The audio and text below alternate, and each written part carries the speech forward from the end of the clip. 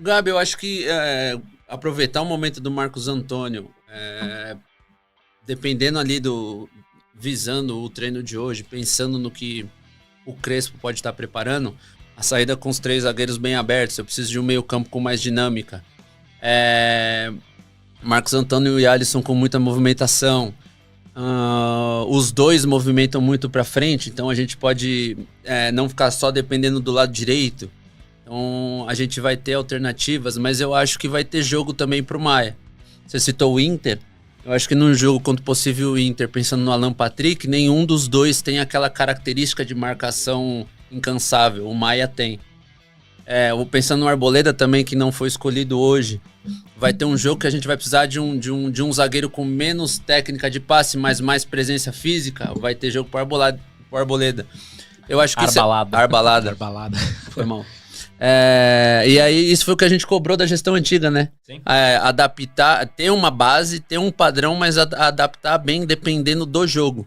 Eu acho que o Crespo, ele tenta criar um padrão com 2 volantes que saem muito para jogo, mas se a gente vai jogar contra um time que pode estar no melhor momento do que o São Paulo, a gente tem que respeitar, não é demérito respeitar o time da casa, e pensar num meio campo mais de força, uma zaga mais alta, alguma coisa nesse sentido.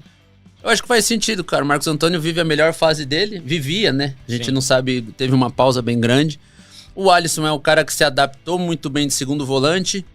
Penou um pouco ali não era nem por opção, né? Porque só tinha ele ali pra jogar no meio campo. Penou um pouco na posição, mas se encontrou.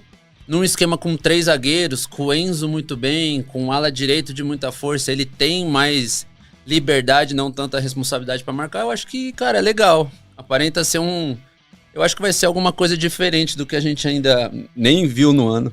Mas só em cima disso também, Wilson, você fala desses jogos complicados. O próximo jogo é contra o Flamengo no Maracanã. Qual seria essa escalação?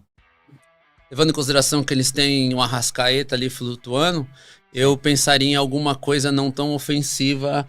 Porque assim, chega o treinador novo, ele não pode se dar pela situação na tabela, metade do campeonato, cobrança, desconfiança, um monte de coisa, ele não pode se dar o luxo de arriscar. Vou arriscar o posicionamento para ver se dá certo. Não, 15 dias de trabalho. Não. 3 volantes, casinha fechada, 1 volante de contenção para me dar uma segurança a mais. A minha escolha a primeiro momento, mesmo sabendo que talvez o Maia não está na sua melhor condição, seria um Maia ali para proteger os 3 zagueiros. O Flamengo foi ao Mundial, não teve descanso, vai ter alguns dias, mas tem um time tecnicamente muito bom. Então eu respeitaria isso, principalmente ele estando em casa. Faria Rafael então, Arboleda, Alan Franco, ou Sabino, Alan Franco e Ferrarese? Não, faria Alan, Arboleda e Sabino, Enzo. Quem que fez a ala direita hoje? O Enzo jogou na esquerda, na direita Cedric Soares. Também, o time bem ali fechadinho, com o Maia, então eu teria ali no mínimo 6 caras bem posicionados. E, cara, assim, tentar reproduzir o que o Bayern fez, sufocar o Flamengo lá em cima é uma opção? A gente tem jogadores capacitados e treinados para isso. Não vejo o time do São Paulo com meio campo tão dinâmico em pressão. Não vejo Luciano, Oscar e Lucas talvez saindo, sufocando os caras o tempo todo. Então, cara, fecha a casinha aqui, trago eles pro nosso campo e tento sair numa bola ali. Início de trabalho, desconfiança, tá todo mundo vindo. O Flamengo vem de um torneio onde tava um calor, um cansaço assim extremo. Então, cara, espero, faço o simples bem feito, sabe? Faço o simples bonitinho, meu time tá bem postado, é bom pra caramba competindo. Então, acho que eu ia por esse caminho no primeiro momento. Não precisa ir pra trocar. Ele postou um negócio falando dele mesmo também, que era jogada de mestre. Não sei se vocês chegaram a ver. Era isso aqui, ó. Jogada de mestre. Júlio Casares realiza jogada de mestre e diminui dívida geral do São Paulo. Acordei feliz. Falei, graças a Deus, finalmente uma notícia boa. Nos 2 primeiros meses do ano, a dívida do São Paulo caiu de 968 milhões para 965,9, quer dizer, 2 milhões. A queda foi de 0,2% em relação ao total e tivemos um superávit de 150 mil que você não paga a chuteira direita do Lucas. Isso aqui é muito grave, Vocês cara. estão Isso aqui é um rindo. descolamento total da realidade. Isso aqui, se no primeiro trimestre a gente conseguiu tirar 2 milhões da dívida, a gente vai... 3 milhões vai da dívida, digamos. Demora o quê? 80 anos pra gente pagar... Vai demorar 80 anos pra gente conseguir. Se a gente for nesse ritmo, vai demorar 80 anos. sem juros.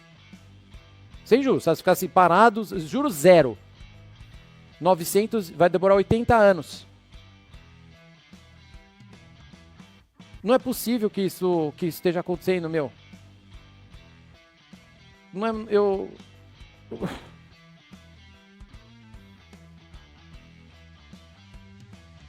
que eu faço como São Paulino? Se a gente está comemorando, os caras estão jogando a Copa do Mundo de Clubes e a gente está celebrando festa junina. E a gente está celebrando que a nossa dívida caiu 0,2% do total.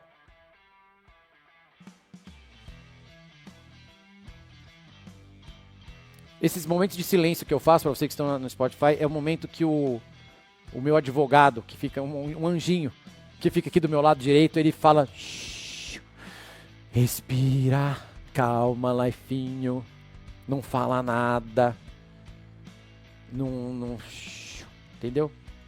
Queria agradecer. E os reforços? São Paulo tenta buscar pedidos de Crespo, mas esbarra em questão financeira.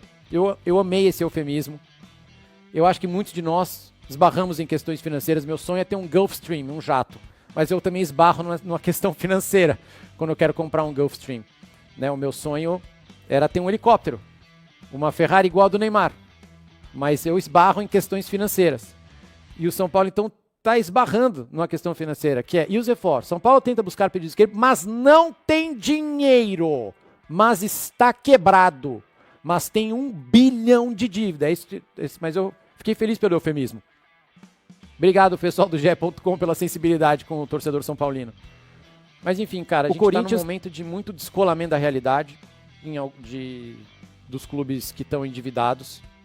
É um momento crítico, é um momento que os caras da Copa do Mundo de Clubes que estão lá, 3 dos 4 estão bem melhor estruturados do que os outros. Vão voltar com o dinheiro. O Flu tem uma dívida alta de 800 e tralala milhões, mas só de chegar na semi já faturou 330, então assim, vai conseguir renegociar sua dívida com crédito muito bom, porque entrou dinheiro. Provavelmente vai realizar vendas depois da Copa do Mundo de Clubes. Enquanto isso, cara, o São Paulo, o Corinthians e o Santos, nossa senhora, estão ficando muito para trás. Bastante para trás. E preocupa. Eu, se fosse o torcedor corintiano hoje, assim como eu sou São Paulino, eu estaria bastante preocupado com o futuro. Vocês estão preocupados, chat? Porque sabe o que acontece? Vira e mexe, você ganha um mata-mata. Aí você ganha uma Copa do Brasil no meio do caminho. Daquele jeito, né? Gols improváveis de jogadores que nem mais estão entre nós. Mas eu ficaria bem preocupado. Montando de trás para frente e assim, o que me disseram é que assim, não é um time que ele montou e que já está treinando aquele time e tal.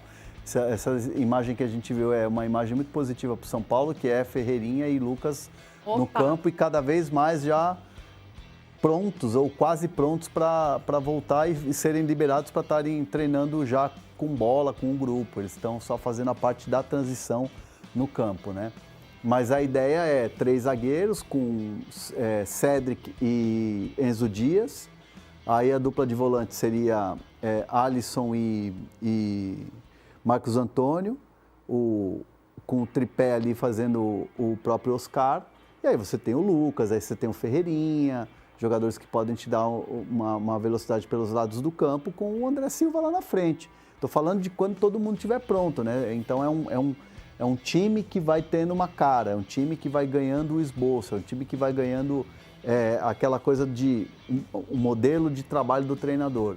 E o São Paulo está apostando muito em treinos em 2 períodos. Então, mais de uma vez nessa semana, o Crespo solicitou treinos em 2 períodos. De manhã, aí faz um período de descanso à tarde e volta a treinar ali por volta de 3h30, né? Então, assim, para você planejar a parte tática, não são treinos exaustivos, aquela coisa que o cara sai e quer ir direto para a banheira de gelo ou para o botinha para recuperar recovery. Mas são treinos importantes para ele olhar esses jogadores no campo e fazer os movimentos que os atletas possam entender aquilo que o treinador quer passar. Então, por isso que são 2 semanas que o Crespo está aproveitando ao máximo para poder montar o time, para deixar ali com a cara dele para esse jogo contra o Flamengo. Porque a sequência não é fácil, né? É Flamengo, é Red Bull Bragantino e é Corinthians. Eu acho que dessa vez pode ser diferente. E para a gente arrematar o assunto São Paulo, acho que é importante a gente atualizar a situação dos lesionados que estão voltando. Você já falava do Oscar, que estava assim, né? Não, o Oscar já está zerado e o Marcos Antônio titulares.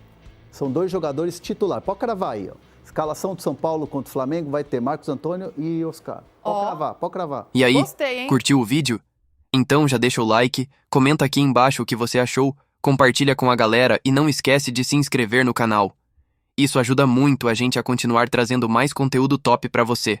Tamo junto!